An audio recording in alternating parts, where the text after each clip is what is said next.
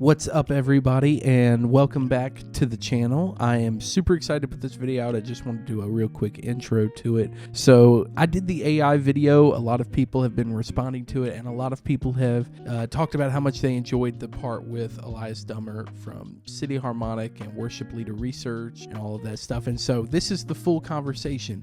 Elias and I sat down for about 30 minutes and just talked this out, and I had to pick basically 6 minutes that I really enjoyed, but the whole conversation is really cool. And so that's what this is. This is the uncut conversation. You can listen to it like a podcast if you like, and I'm pretty excited to put it out. So thanks again to Elias. Here we go. Let's do it. Elias, thank you so much for meeting with me. This is all bugging me, and I don't know how to feel, so I appreciate you taking the time to talk with me through this thing. Technology is weird, man. It is. That is definitely, I mean, that almost happened immediately when I first hit go on ChatGPT and it spit it out so quick. Yeah. The first thing I thought was, I don't know how I feel right now about this and how quickly it put this together. But, yeah, I mean, I just figured, we'll kind of dive into a little bit of like, you've been in this industry for several years at this point. Mm-hmm. I mean, you had City Harmonic, and now you're doing the Worship Leader Research, your own music, you're answering questions for people. So like initially, if I ask you, how do you feel about AI writing a worship song, where does your mind go with this? Oh, man. I mean, AI writing a worship song from scratch is pretty terrible, because I'm sure that, I'm sure that there are thousands of people just like you, just like me, whose first instinct was, come on, what can it do, Yeah. And I wasn't super thrilled with the output, but it really depends on how you're measuring success. I mean, the truth is, I use ChatGPT in my writing process all the time. I just don't use it to ideate. So, it's a great filter. It's a great way of getting feedback quickly, But if you ask it to just make something up, worship song or not, it's not usually very good. So, what I find super interesting is that it actually probably shines a light more on us. In terms of like, how are we deciding what a good worship song is? Does it just need to feel like a bop and have Christian sounding words? And if that's the case, then worship song A+, well, then ChatGPT can do those all day long. Right. And that was even what I found interesting, because if you really dive into the lyrics, because I sent you the song ahead of time before we ever did this whole situation. If you listen to the words, it's kind of that uncanny valley feel. All day long. You hear it and you're like, that is a lyric for sure, but I think that's all it is. I don't know that it's actually meaningful or what it's even trying to create or mean, right? Totally. Well, and I can't speak for other writers. I know for myself, when I approach a worship song in particular, I'll often try to have a bit of Shrek's Onion happening there, where there might be a surface meaning, but there's some other thing also happening in turns of phrase or in different things like that. And I know I've encountered other writers who try to do the same thing. You're never going to get that with ChatGPT. So I said, it's fascinating to me because it's not pretending to be something, it lies constantly, but it's not on the surface as a company pretending to be something that it's not. Their CEO is very transparent about what it is and isn't doing. But the rest of us, if we can't tell the difference at a glance, then that's hilarious, Yeah. I mean, and that kind of brings me to the statistic, because I've withheld this from you. But how do you feel about the fact that when I hit release on this song, that since that song was released, my listeners have gone up 170%. That's hilarious. So, so I have to ask: is that through playlist? Are you talking about Spotify? It's so I did get on 3 playlists. Just submitting. Yeah. They weren't huge playlists, and these are user-generated playlists, right? They are user-generated. Not editorial.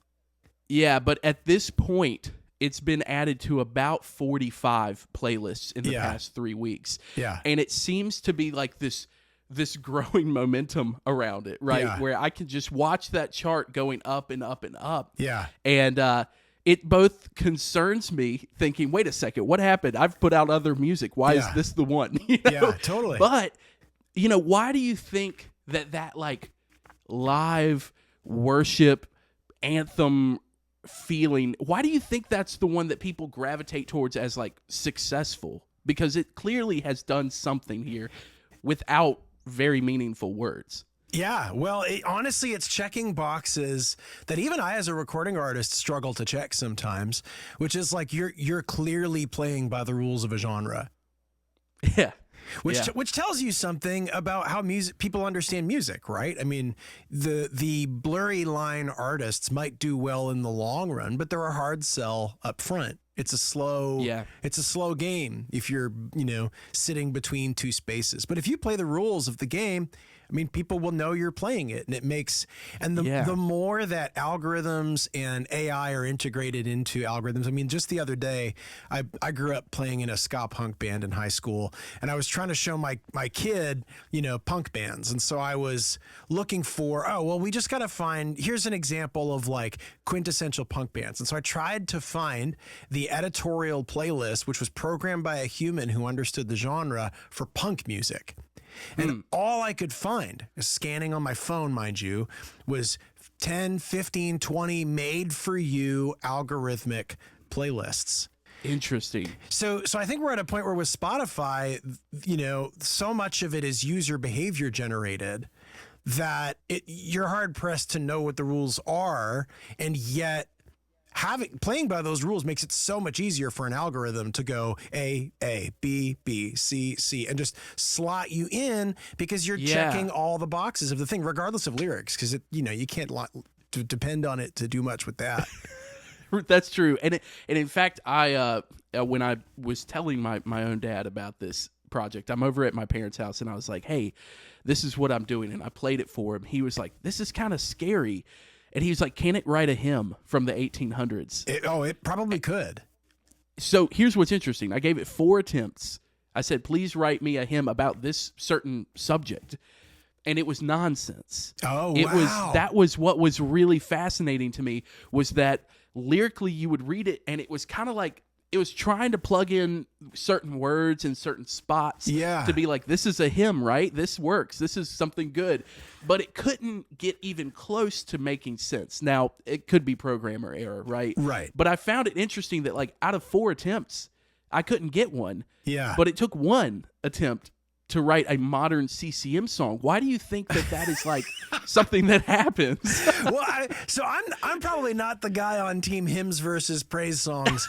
That's not what I'm putting you on. I'm pick one. You have to go down. My debate. Well, partly because we also have hymns in the hymnal that are about flying to space. So yes, hymns are not the perfect score that people like to How dare you? I can't believe that you're saying that hymns aren't There's so flawless. many bad hymns and a bunch of good ones that we still have. And I mean, you could argue CCM has a faster turnover, so arguably we're making more good songs faster. That's a really interesting point. Yeah. But yeah, I mean, the thing for me is, like I said, it's less about CCM as a genre, because as a worship music, contemporary worship music as a genre is so diverse in reality, that you've got people who are doing all kinds of different things in all kinds of different directions who have to be sort of forced into this one marketing bucket. And so, it's sort of like vanilla ice cream. Like if you do any market research on ice cream, it's going to come back that vanilla ice cream is the most popular. And not only because people like it, which they do, but also because it's in every other ice cream. So if you're just looking at volume sales, vanilla ice cream is going to be everywhere, right? And so to some degree, a perfectly average song that does all of the things musically, because again, that's all an algorithm's going to look at, right? At this point, that does all of the things musically that you need it to do, is going to succeed on some level. But that success can easily be short-lived. I mean, in marketing, we talk about optimization all the time. And one of the dangers of optimization is you can optimize for the wrong thing or optimize the right thing for the wrong people. So you could have an ad that is perfectly well performing if you're measuring cost per click. And and Facebook is going to do a really, really good job of getting a whole bunch of people to click on your ad.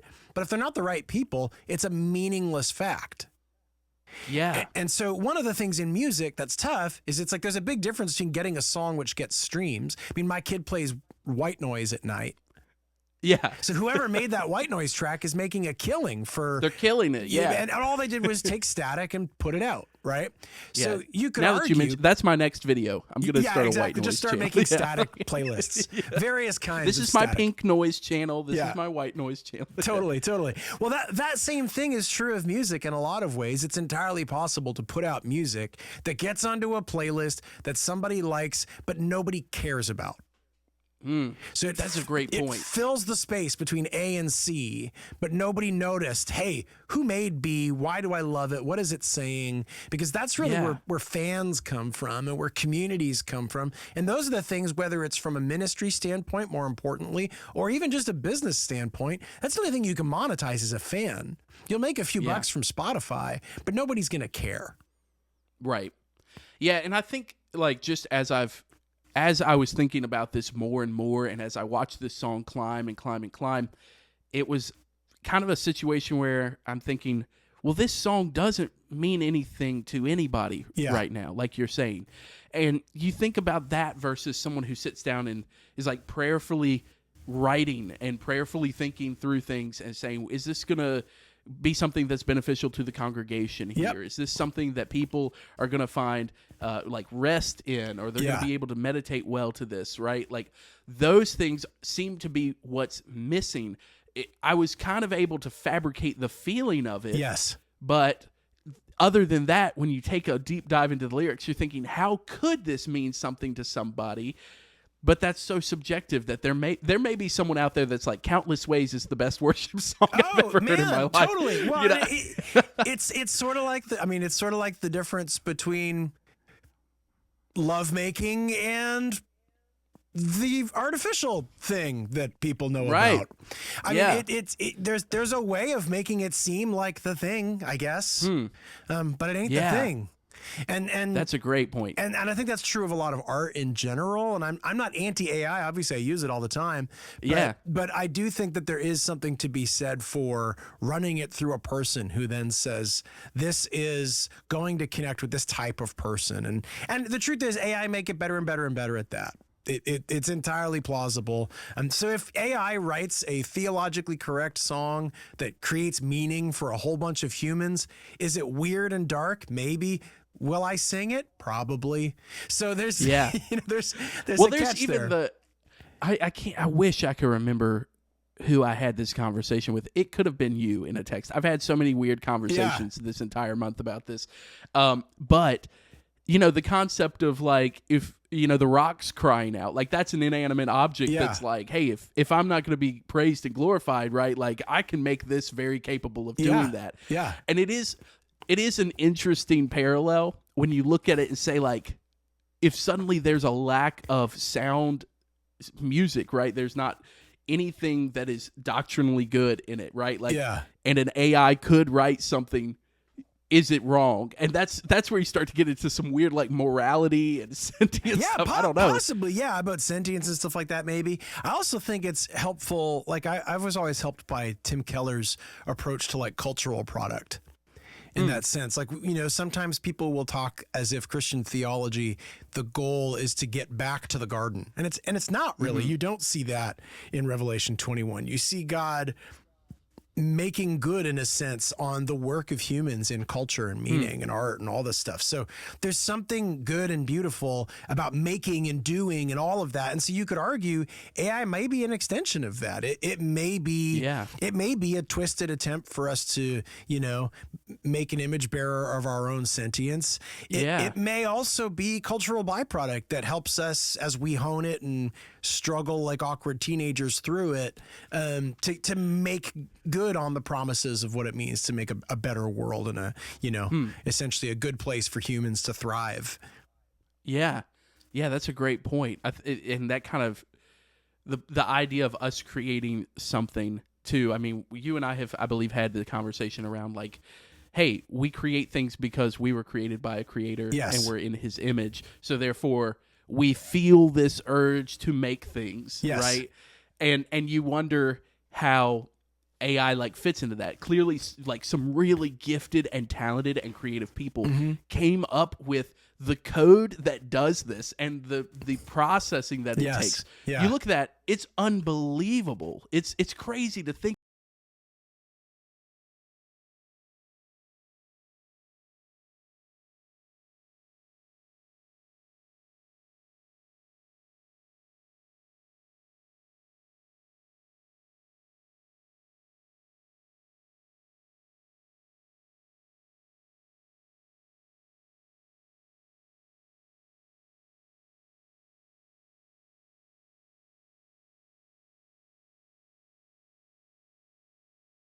Well, and to tie it back to your comment about the uncanny valley, I think that's where so much of the challenges with, you know, the relationship between worship and technology are anyway.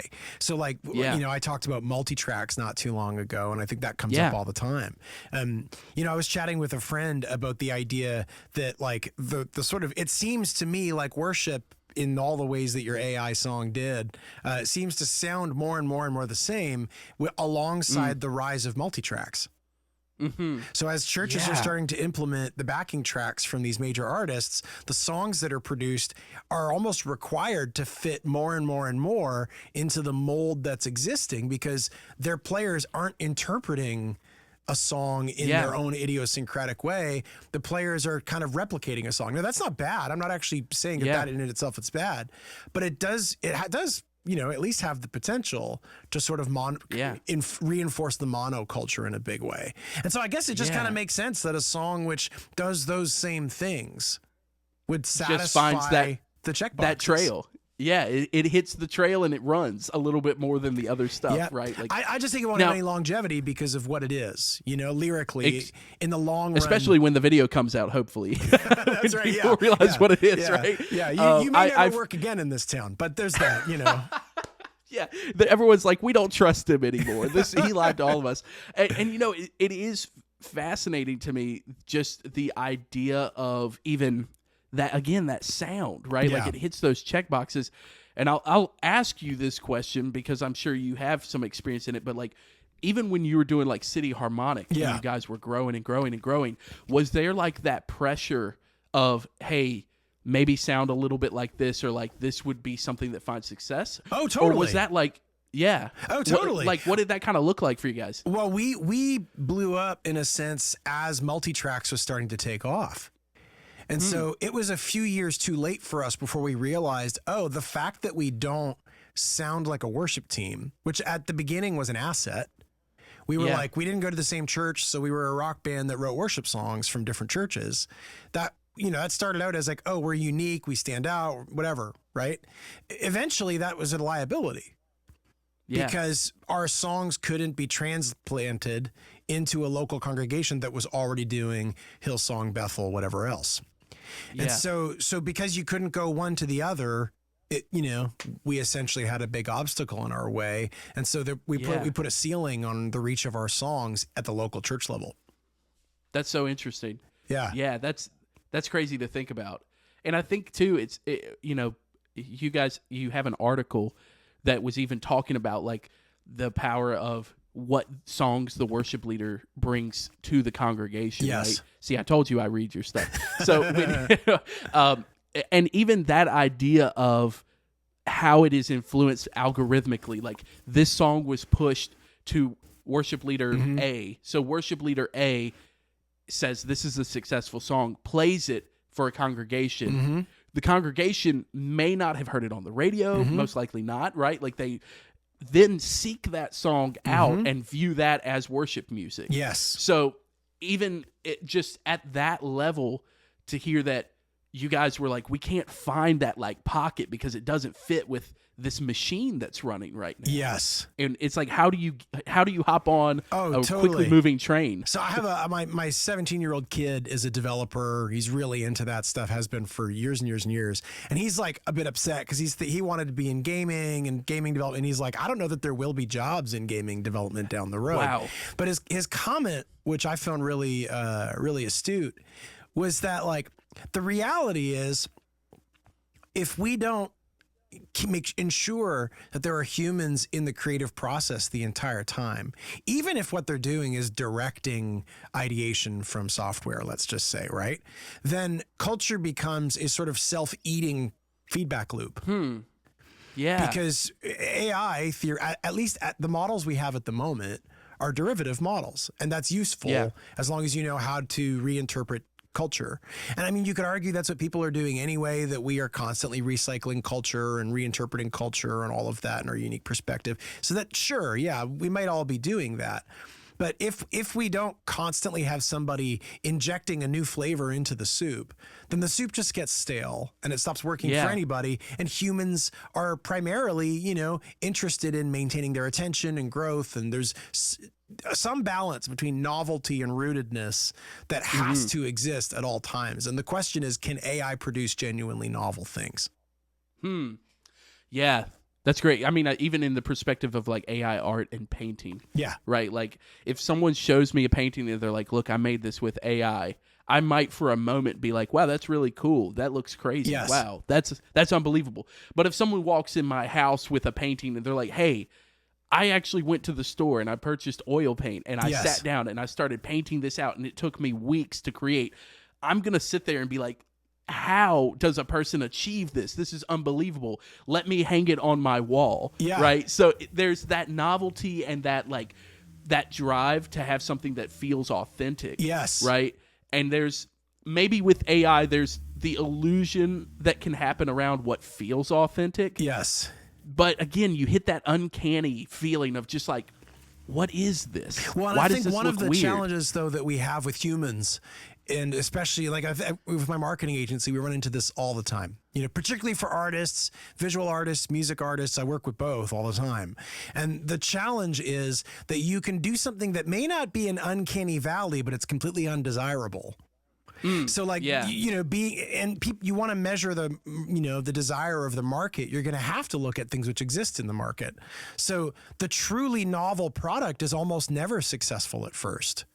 And so the challenge is that if we're, for the average independent recording artist or independent visual artist who isn't sitting on, Scrooge McDuck levels of money and they have to actually like make choices which generate revenue, is they are having to participate in a way which is just familiar enough. So even if authentic, no one wants the truly foreign art. Yeah. There has to be an aspect of this feels like something that I'm drawn to. Yes. Right. And I think it's even interesting because like just thinking about my own musical taste, like it starts very simple. I really loved punk music. Yeah. And then it's kind of like you start hearing ska and things like that. And you're like, oh, that's fascinating. They kind of added an element to it. Yeah. And then you end up on this journey where like the other day my wife and I were expecting a baby, and we just found out it's the week where the baby can start to hear things. Yeah. And we're in the car, and we're listening to the Talking Heads. Yes. And my wife looks at me, and she's like, Jonathan, like, this is the weirdest music, and this is what our baby is going to hear right away. Like, what is happening with this? Yeah. Well, back like early 2000s, I wasn't listening to Talking Heads. Right. Like, it was this weird journey you go on. Totally. It's a weird analogy, but it works. So like, that idea of a little bit of familiar, but a little creative, a little bit of familiar, a little creative. And suddenly you've gone down this whole new path of just fascinating and maybe like enthralling. Is that the word I'm looking for? So yeah, it's super interesting to think about too. Well, and it says something to the sheer scale of reach, like, and the role of familiarity in music and art and all of that. So if you're an artist, the reason that the radio works is that a whole bunch of people hear your song 200 times, and then the 201st time decide to go and download it. Right. They're like, hey, wait a second. This is actually something interesting, and it's familiar now. Exactly. So and in I radio, want to be more with familiar with testing it too. I don't know if you've had that with your K-Love conversations, but they'll, if you test a song too early from a brand new artist, the reality is that it may test very poorly, but you wait 6 months and keep it on heavy, and it'll test great sometimes. So it's more art than science to a degree. But the reality is, I think in our article at Worst Way to Research, Chris Hauser, who's this big radio promoter, put it this way, that the programmers more or less acknowledge behind the scenes that Becky doesn't know what she loves. She loves what she knows. And but Becky also hates what she's tired of. Yeah. So like you kind of don't, it is a tricky balance. And I think that's really what my kid was driving at. You know, AI, so far, AI can give us more of what we have. Yeah. And so I guess my thought, I'll hit you with two kind of thoughts here, closing thoughts, and hear your opinion on it. So like you hit on it a little bit. What are some of the good things that you think a songwriter can use ChatGPT to, like a good implication of it existing? Yeah, I mean, so if I look at my own habits, right, I use ChatGPT to, you know, test ideas. I'll paste a verse in and say, what does this seem to mean to you? It's kind of like, is this communicating what I think it's communicating poetically? What are the subtexts? And then I'll say, what might, you know, if I'm partway through a song, I'll paste a verse, a chorus, a verse. I'll say, what would some logical, based on what this seems to mean, what would some logical next steps be in the song? So it's kind of this, you know, using it almost like a co-writer to just mirror ideas back, and, you know, and that kind of thing. Or and another way I've used it is to say, okay, give me 50, and this is more in the general market writing side. This is like, give me 50 song titles in the style of, and then I'll name 5 writers. Yeah. And it just spits out titles. Now I have to go and if I like one and like pick through it and see. Yeah. And if I like it, I'll go and Google, make sure it's not a song already. And I'm like, I could totally riff on this and write a song. Well, that kind of stuff is super useful because it's not that different than what we already all do as songwriters. We're collectors of experiences, collectors of stories, collectors of information, and synthesizers. We're interpreting it, right? So it just speeds that process up. But if I were to then say to ChatGPT, hey, write that song and then run with it, you know, in all likelihood, I'm not going to like it that much, and the audience won't either in the long run. Right. Yeah, and I think, you know, I've used ChatGPT a little bit in the idea of finding a chord progression in the middle of a key that I'm already working. Hey, that's cool. That's one where I've been like, I just cannot find, like, you know, I don't have a music theory background like my wife does, right? Like I play all by ear, but I know what the chords are, right? So sometimes that theory part of it is what's missing. And so I'll ask ChatGPT, I'm like, I'm in the key of G, like give me an interesting chord progression. Yeah. And it'll spit out 4 chords. I'll try them. Maybe I don't like it. And I'm like, I need it to be more moody, or I need it to be happier sounding. Yeah. And it might spit out more. And it's still requiring me to make the determination. Yeah. However, it's so much faster than me picking up a music theory book and saying like, well, looks like it's time for me to learn what takes people years. Totally. Let me figure out a chord progression that sounds okay. Oh yeah, it's super useful, and it's speeding up multiple processes. Like in code, it's the same thing. It can help you. Yeah. It can help you bug test, and it can also help create bugs because it doesn't know when it's lying. You know. I have a friend of mine that he is currently doing coding training, and he was pointing this out to me, and he sat down and said, I'm going to make ChatGPT come up with a code to, you know, create a change system for a vending machine where it spits out the least amount of coins required to give you change back. And so he does it, and I look at it, and I'm like, it's missing 50-cent pieces. Like, we don't normally see that happen, but, like, in that moment, the ChatGPT gave all of the other coins, but then forgot an entire part of it. And then he just plugged it in and said, you forgot this. And it plugged it in. Yeah. And so even things like that, you're like, it took someone sitting there and actually reading through it and being like, why is this missing? We need to find out what happened. Totally. So that human element is still needed. But man, this was awesome. I really appreciate you like taking the time and kind of easing my worries a little bit, right? Like it's this idea of how do I deal with the repercussions now that I've created an AI song, and you know, maybe I'll put a Spotify canvas on it that's like, please go watch this video. Yeah, that's the point. Yeah, you could totally pull that. I mean, you know, just in case folks want an equal mix of hopeful encouragement and existential dread. Yes, exactly. That's what my YouTube channel is aiming for. I'm like, how do I make people dread the future, but also say, hey, it's not. Maybe it won't be that bad. Yeah, exactly. You and me both. Yeah, we're gonna do it. We got it. We got it. Solidarity.